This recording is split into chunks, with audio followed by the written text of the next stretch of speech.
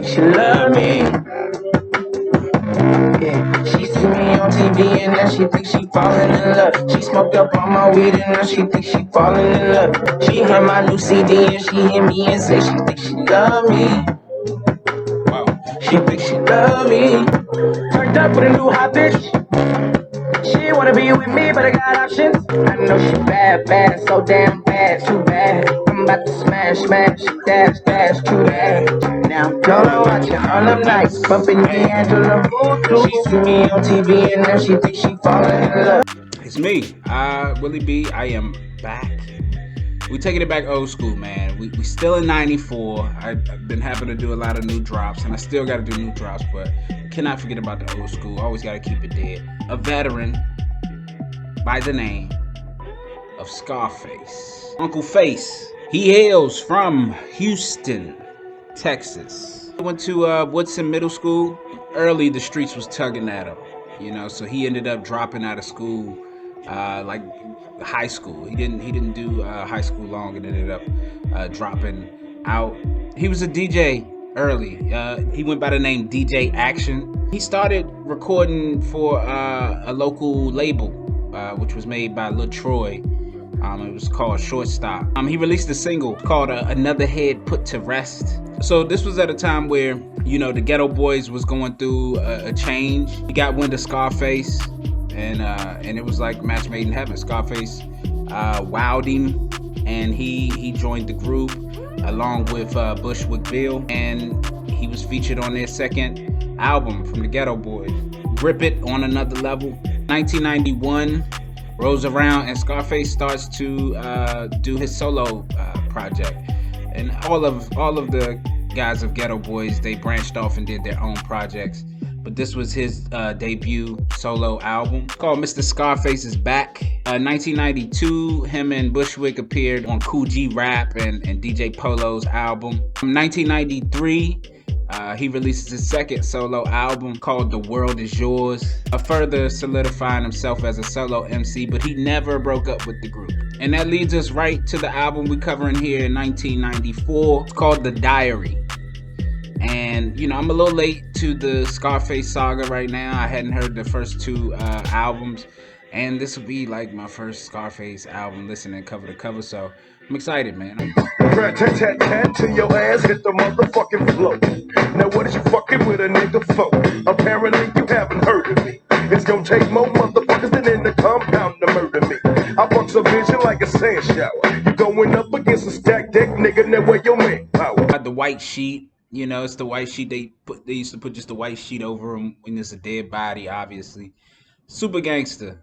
This feels like a crime adventure. It brings you into the world of Scarface, and that's what I think of when I think of Scarface. I think of like just this like gritty motherfucker that's got crime stories, you know, seen all the dead bodies, maybe even responsible for a few, you know, so obviously this makes sense for his whole character of Scarface that he created, and it brings you into his style. Like his flow is really undeniable, you know, and it's uniquely him. I hear a little bit of like Heavy D in him on this first record.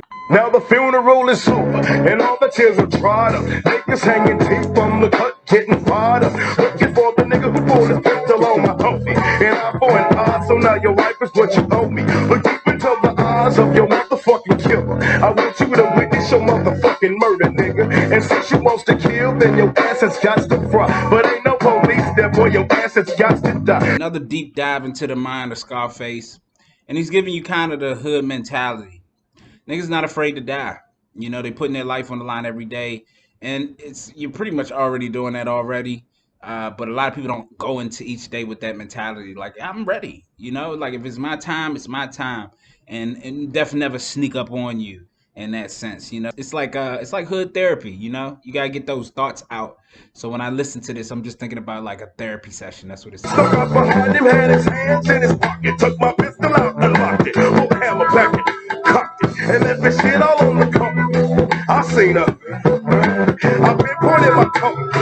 I'm making my way up out the pit. I got that nigga that I came here to get. Notify his children that they owe men and fell out the game. Because I came through this motherfucker and killed his ass just like Jesse James. Jesse James. got like this pimp bass line to it. If you don't know who Jesse James is, he's like a old school like leader of a gang. You know, they used to rob trains and they used to just motherfucker famous gangster from back in the day. One of the most ruthless motherfuckers. It's in that Scarface character type of thing. So he brings these themes to his projects just to like give you an insight to the way he thinks and how he is. Which I think it added to the mystique of Scarface, you know, because you hear this type of shit, you want to talk to this motherfucker. You like, man, I know this nigga got some shit he could say. I hear a slight bit of like UGK in him, and you have to be influenced by UGK. I mean, that's Texas own. Rolling in my motherfucking hood, fellas. Seems to me my motherfucking hood didn't change. Cause niggas used to kick you with the rival gangs. But now we got to deal with them survival things. 45 in my lap when I'm on the crew. Niggas living stripes, so I roll one deep. Cause now they see me flipping in the 1994 CSI, nigga, black 850. This is motherfucking G'd out. This for the G's, this for the lokes. You know what I mean? I like this shit. Like when he first came on, I was like, damn, is that Dr. Dre? You know what I mean? Because this dude got like it got a Dr. Dre feel to it. I ain't gonna front. But you get Scarface. You start to hear Scarface as it go along. Like, oh yeah, that's definitely Face. And I just like the way he's spitting on this joint. It's like if he's rapping like if Dr. Dre actually could spit that shit. Like, you know what I mean? Because everybody know rappers write for Dr. Dre. But this is like if Dr. Dre really could just kill that shit from the soul. Scarface voice on just this boom bap type of record is like, it's just perfect. He reaches farther with his hands. Rehabilitated tonight. Glad to be the man's child. The world is different since it's seen it last. Out of jail, been 7 years, and he's happy legs drinking grass. All he had was his mother's nest. Now he's smoking, and he's gotta make a change and make it through the best. This just bleeds classic because the beat is amazing. First of all, the beat is a story, and it's you know, it's just such a soundtrack in itself. And then he come on spitting different than he's ever spit on this album so far. You know, he's very conversational. It's like a preacher. You know, he's like, you know, he's giving you the word. A lot of depth to this record. You know, within, you know, you getting some real stories from him. Some you like clued in, and people from the streets, they can just relate. And the way he's saying it in the game right now, nobody's really making a record like that. So this record like stands out by the way he's talking. It's like it bleeds through the record the way he's talking. Sitting at the stoplight, looking at hoes. Peeping out this bitch in her black jabos. Windows rolled up tight, top was closed. Blowing swishy sweet smoke out my nose. I don't like this beat at all. Yeah, it's just too much going on. I'm like, what the fuck? You know, the transition at the beginning was kind of cold, but I'm like, nah. But Scarface is trying his best to make the most of it. I can't really fault him for it. It's bad from inception to me. Yeah, that's a throwaway. And then the motherfucker singing on there is just like, nah. Hey, today must be my lucky day. I turned the corner, hit the block, and seen that ass from a mile away. Where she stay? She must be new with her. Well, I ain't tripping on that shit, cause it's all good. You know, the crazy thing about this beat is Eminem's Hi, my name is what? But very slow. This is like slowed down version of that same beat. And you should go and compare it just so you can hear it. I don't like it. This shit seemed like it was in the movie Fat Albert or some shit. Like, seemed like this was Face record of trying to you know, appeal to the like kiddies or the masses. We got this old motherfucker on the mission. Now the whole entire world has gotta try to come up with the quick decision. They claim we threats to society, and now they calling on the government to try to make somebody quiet. This is another one of those moments where great MCs overpower a beat. Like the beat is cool, but what he starts saying is like it's way bigger than the beat. You know, once he bring that hip hop to it, and he addressing, you know, big issues on this one. You know, as far as government issues, you know, very much black agenda, very much protecting hip hop and its expression. Talking about, nigga, I listen to Tupac, but Tupac ain't ever gave me a gun. So how you gonna blame that nigga for me living my life? What about my circumstances that's fucked up that make me do the shit that I'm doing? So he get very analytical on some street shit on this, and I like that. And they did just enough on the hook and didn't fuck it up. You know, it's like, all right, just don't do too much. Just Cool, boom. Yeah. At night I can't sleep. I'm tossing and turning.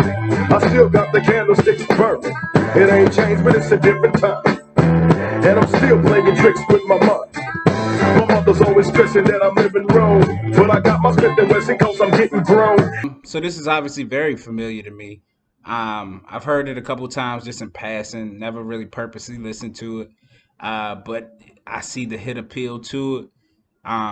Because first of all, that it's a sample, and whenever you do a sample, it's you collecting generations right there, so it automatically appeals, because it's timeless. Like it's something you can't get around. You got to go through it to get to the next step. It's like everybody's childhood in a sense, and it just forever stays there. That's what makes it so classic. And then when he come on it with them rhymes, talking about his life, and the way Scarface sounds on this joint, it's amazing. The video is so dope because it literally goes with what they're saying. My chopper in my hard hat. This shit's fucked up. Now show a nigga where the war at. Cause I'm about to clean house. Stick this AK up your ass and blow that fucker clean up. Cause you niggas in the wrong. You came up short and now we better get it going on. I ain't your average motherfucker. You step out of line and watch your motherfucker push it. Yeah, he went off. He just spazzed out on this joint. Like you could just tell he was like, all right, nigga. His man was like, yo, I think I can get you. He was like, nigga, what? And just started going. I love the rawness of this record. Like you ain't even, there's not even a rapper today that could be this hard, but not be like cursing and not be just like he's just naturally that hard, and the presence is on the record. Like Ice Cube has that appeal too. Certain rappers, they just fucking bring the presence of hard to a fucking record, and Face does that. Scarface, Big Face, The Diary, scores 51. This is as accurate as I can get it, you know. It's a good album, really good album, man. It takes you deep into his mind, and conceptually that's dope. Obviously, you've heard The Diary come on a few projects, but in my diaspora, actually, I think after him. But I got a lot to associate with it. I love the cover. It's very deep. If you really look at that cover, it explains so much in a simplistic picture. So I love that. And then Face, he's almost like the gangster down south Heavy D mixed with Pac, but just his own concoction of that, you know. And then just his presence is unmatched. His lyrics is crazy. Very high clip on his lyrics, just the depth of his lyrics, the way he's able to tell his story. Yeah, no, this is a really, really good project to listen to. I approve of it. It's a lot of niggas who rap like him. You know, he's got a lot of babies that came after his whole thrash of the game. So yeah, I definitely have to give him his props where his props are due. Shout out to Uncle Face, man. Did your thing. As always, I'm glad to start tapping in on his projects now, so we're gonna dig deep.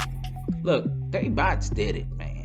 So get in, get exclusive, you feel me, and get swimming, man. And get over to blessedtings.com, swim over there, check out the sites, and holla at your boy, man. I'ma be breezy, easy. I'ma try to get on this a lot more, man. So holla at me. We're gonna get it in.